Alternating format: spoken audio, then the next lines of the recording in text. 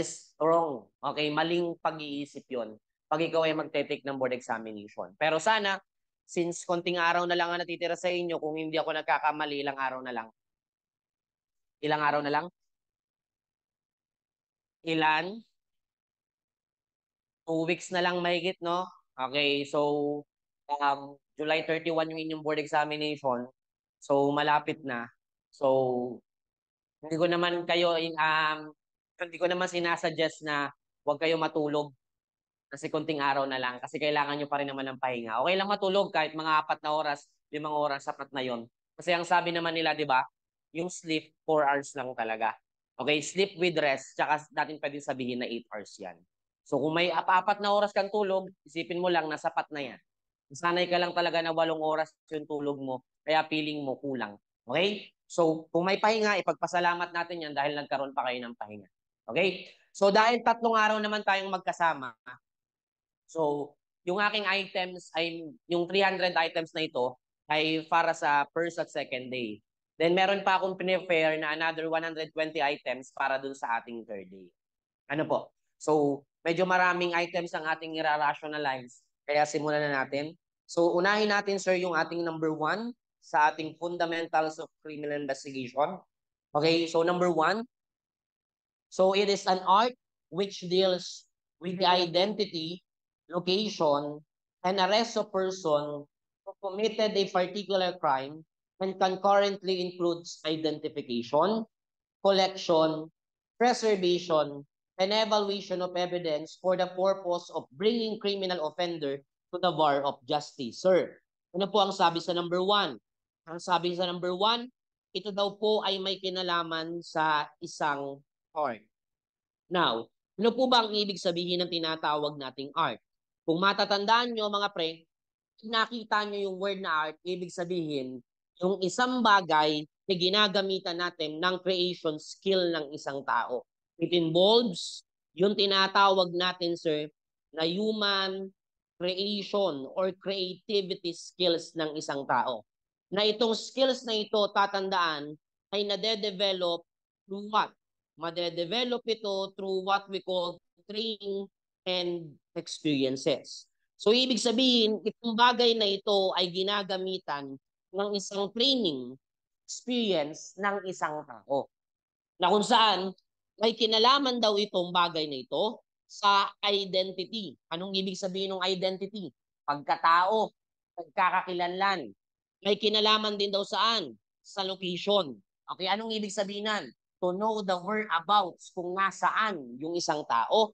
And the very purpose, mga pre, kung bakit natin kailangan i-locate yung taong yan, it is for the purpose of subjecting that person into an arrest. Kaya natin kailangan i-locate. Now, sino yung kailangan natin i-identify? Sino yung kailangan i-locate? Sino yung kailangan i-subject sa arrest? Ang sabi dito, the person who committed a particular crime. And maliban sa identification and location, it also includes what? Ito rin daw ay may kinalaman sa tinatawag natin, sir, na identification. Anong ibig sabihin ng identification? It means to say appreciation of object as physical evidence. We're going to appreciate ang isang object bilang isang physical evidence. Kailan ba natin ina-identify ang isang object bilang isang physical evidence? Kailan siya ina-identify bilang isang physical evidence? I-identify mo lamang ang isang object bilang isang physical evidence pag ito is what? Relevant or what? Or material to the case investigated. So ibig sabihin, if the object is immaterial or irrelevant, hindi mo dapat siya i-identify or i-recognize bilang isang physical evidence. Sir, maliban sa identification, kailangan din daw natin siyang i-subject saan? Collection. Kailangan din daw i-subject saan? Sa tinatawag natin, sir, na preservation. And lastly, kailangan i-subject sa evaluation. Now, sir, ang tanong, ano ang kailangan nating i-identify? Ano ang kailangan i-collect? Ano ang kailangan i-preserve at i-evaluate? Ito, yung bagay na kailangan nating i-identify, specifically nakastate dito sa number 1 question na itong bagay na ito ay isang ebidensya. And for the purpose of what? for the purpose of bringing criminal offender to the bar of justice. So, ibig sabihin, sir, yung tao na tinutukoy na nag-commit ng particular crime, ang tinutukoy dyan yung criminal offender. Now, if itong bagay na ito ay may kinalaman specifically sa evidence, kung yung bagay na ito ay may kinalaman specifically sa criminal offender o sa taong nag-commit ng krimen, if we're going to analyze question number 1, is it a specific or generic type na tanong? Specific o generic? Specific. Now, kung specific yung tanong, we're going to look for a specific term dun sa choices. Tingnan natin. Simulan natin sa ating letter A. Is letter A specific or generic term? Generic term. Therefore, we're going to eliminate letter A.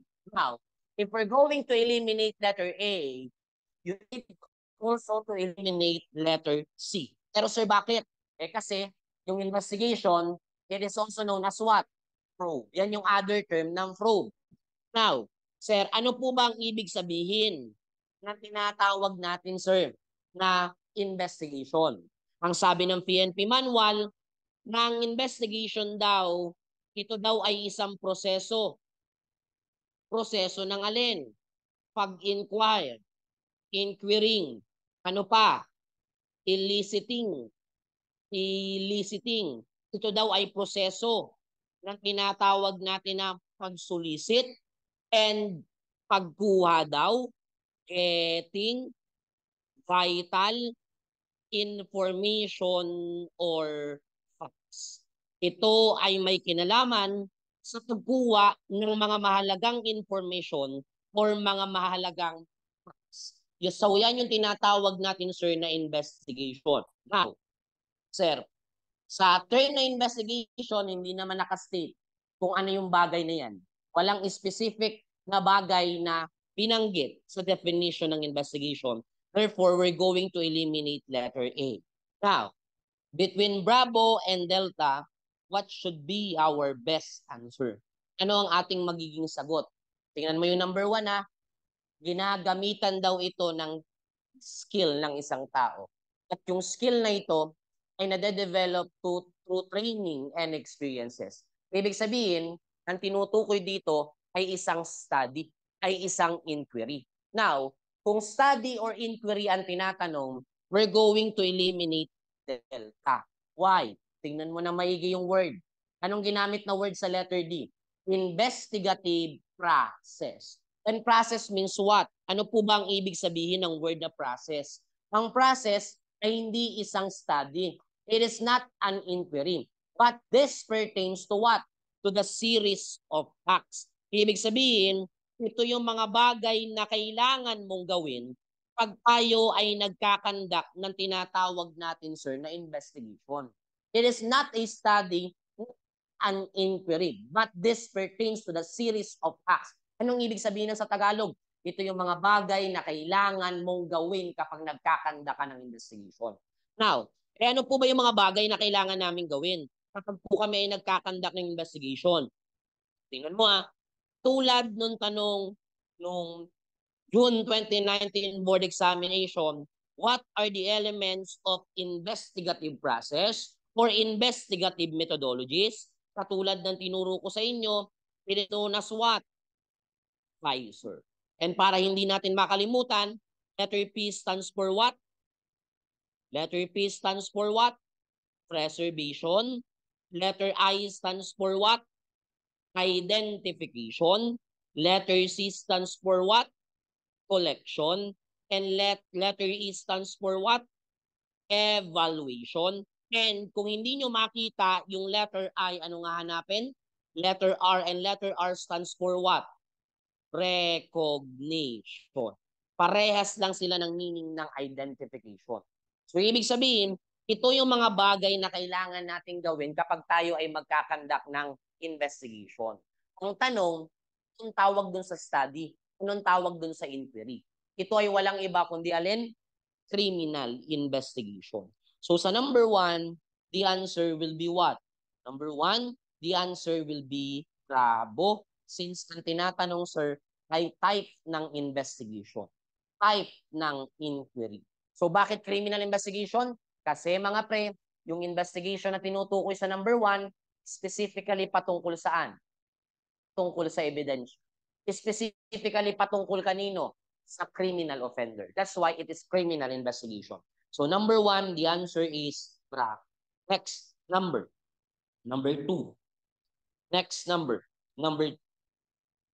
It pertains to the proving of the identity of the perpetrator of the crime charge by demonstrating that the defendant had committed in the past other crimes, sharing with present offense, it pictures significantly unique to make it likely that the same person or group of persons committed the several crimes. Now, sir, ang technique dyan, pag hindi nyo maintindihan in an English language, even though ang board examination question ay naka-English na language, lagi mong itatry sa language o dialect na mas madali mong maintindihan. Now, dahil karamihan naman sa atin, alam ay Filipino language, so we're going to utilize Filipino language. Intindihin natin na mabuti yung tanong. Ang sabi dito, ito daw ay may kinalaman sa pagpapatunay ng pagkatao ng isang perpetrator na nagpapakita daw na yung ating perpetrator ay nag-commit na ng krimen in the past. Ipagko-compare mo, kung ikukumpara mo daw, sa krimen ngayon, sa present offense, may pagkakapareho daw ng pamamaraan ng pagkukumit ng krimen. Ano daw ang tawag natin dyan? Letter A, modus operandi. B, methods of operation. C, modes of operation. D, corpus delicti. So sir, tingnan number 2 ah. Anong sabi? Ito daw ay may kinalaman sa pagpapatunay ng identity ng perpetrator. Now, kung ito ay may kinalaman sa pagpapatunay ng identity ng perpetrator or ginagamit ito sa pagpapatunay ng identity or pagkakakilanlan ng perpetrator, we're going to eliminate letter D, delta. Sir, bakit? Kasi ang corpus delicti ay hindi ginagamit para ma-identify ang perpetrator. But ang corpus delicti ay ginagamit para patunayan na ang isang krimen ay nakumit or ang isang krimen ay nag-exist. Eh sir, bakit? Ano po bang ibig sabihin ng corpus delicti? Yes, pare-parehas nating alam. This pertains to what? The body of the crime. But ano po ba talaga ang ibig sabihin ng corpus delicti? What are the elements of corpus delicti? Sir, unang-una, ang corpus delicti, this pertains to what? The proof of occurrence of what? Of certain event. Ibig sabihin sa Tagalog na ito ang magpapatunay na ang isang pangyayari ay nag-exist. Okay? O, it is a proof of occurrence of certain event. Ano pa? Ang corpus delicti, this pertains to what? This pertains to the substance or the results of crime. The substance or the results of crime. And corpus delicti means what? It is a fact of a specific loss, okay, or injury sustained. So these are the elements of corpus delicti. Hindi mo lang to may encounter sa CDI, but there is a possibility na may encounter mo din to sa CLJ. Dahil tinanong sa amin dati, November, December 2019, what are the elements of corpus delicti? So ibig sabihin, kailangan nating eliminate yung letter D kasi yung letter D ay hindi ginagamit sa pagpapatunay or pagkilala sa isang perpetrator. Now, sir, kung usapang manner of the commission of the crime, okay, sir, yung letter A ay tama. Yung letter B ay tama.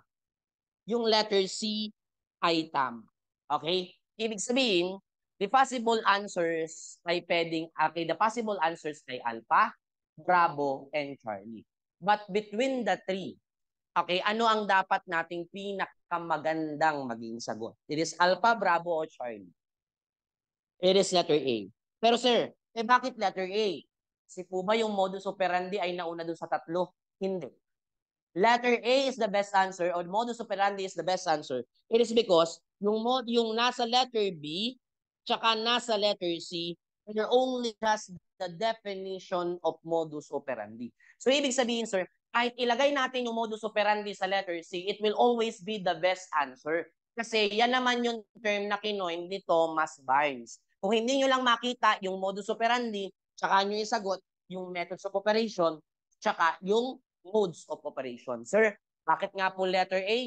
Okay, para sa kapaliwanagan ng lahat, letter A ang magiging sagot kahit saan mo ilagay na letra yan. It is because yan yung term na ginagamit talaga natin para patunayan yung identity ng perpetrator. Yung nasa Bravo at Charlie ay definition lamang ng modus operandi. Now, kung usapang definition, pwede pa natin dagdagan. Sir, ang modus operandi, this pertains to what? A distinct pattern of crime commission ng mga criminals. Ito yung distinct pattern ng crime commission ng mga criminals. Okay? Ang tawag natin dyan, modus operandi. Sir, bakit po tinatawag ito? Bakit po kinukonsider ito? Pwede natin gamitin para patunayan yung identity ng perpetrator. Simple lang. Kaya nga sinabing distinct, kakaiba. Unique lamang sa kanila. That's why, ang modus operandi ay kinukonsidered ng iba bilang isang alin. Ito daw ay kinukonsidered natin bilang isang trademark. Ito daw ay kinukonsider natin bilang isang brand name. And ito daw ay kinukonsider natin bilang isang logo ng criminals. Kaya makikita nyo, most of the organized crime group, laging nakabase ang kanilang pangalan sa maraan nila ng pagkukumit ng krimen. Tama? Katulad ng alin? Panigurado naman, pakinggan nyo yung Kiat Bahay Gang. Paano sila nagkukumit ng krimen? Di ba umakyat sila sa mga bahay, pumapasok sa mga bahay, ano pa? Yung martilyo gang. O, di ba? Paano sila nagkukumit ng krimen? With the use of a hammer. So, ibig sabihin, yung kanilang way ng pagkukumit ng krimen ay pwedeng mag-lead dun sa kanilang identity. So, sa number 2, the answer is letter A, alpha. Number 2, letter A, alpha. Next, number 3. The elements of corpus delicti are blank. Ano-ano daw po yung mga elements dito ng corpus delicti? Kayo magsabi sa akin, kung pasok, yung nasa number 1 hanggang 4 ha. Number 1, it is a proof of occurrence of certain event. Is number 1 an element of corpus delicti? Yes, it is an element of corpus delicti. Number 2, person's criminal responsibility of the acts. Ang corpus delicti daw, magpapatunay ng isang tao ay responsable or guilty sa isang acts. Is it an element of corpus delicti? Tandaan mo, corpus delicti alone ay hindi sufficient para makapagpa-convict. Kaya hindi niya mapapatunayan na ang isang tao ay criminally responsible sa isang act. Number 3, fact of specific loss or injury sustained. Sir, is number 3 an element of corpus delicti? Yes. Okay, number 4, cadaver of the dead victim or evidence of the stolen property. Tingin ng mabuti. I-analyze ng mabuti yung number 4. Anong sabi? Cadaver of the dead victim or cadaver of the victim or evidence of the stolen property. Tandaan mo, ang bawat krimen ay may kanya-kanyang corpus delicti. Katulad nga ng sinabi sa ating introduction to criminology, what constitute a crime? Dapat may actus reus, dapat may mens rea, and dapat merong corpus delicti. Therefore, ang bawat krimen or ang bawat felony ay may kanya-kanyang corpus delicti. Basahin mo yung number 4. Cadaver of the dead victim or cadaver of the victim. Pero nakastate ba kung anong krimen? Nakastate ba kung anong krimen? Hindi. Okay, evidence of the stolen property. In what crime? Nakastate po ba kung anong krimen? Pwede mo itong makonsider bilang isang corpus delicti kung ang nakalagay dyan, evidence of the stolen property in the crime of theft, in the crime of robbery. tsaka mo lang siya makukonsider bilang isang corpus delicti. But since wala namang sinabi na specific krimen, sir, makukonsider mo po ba ito bilang isang elemento ng corpus delicti? No. So, ibig sabihin, sir, tingnan na mabuti Ibig sabihin, the answer in number 3 is what? It is 1 and 3. Nasaan, sir? Nasa letter A. Again, okay, kaya hindi natin kinonsider yung number 4 dahil sa number 4, hindi specifically nakastate kung anong krimen. Kung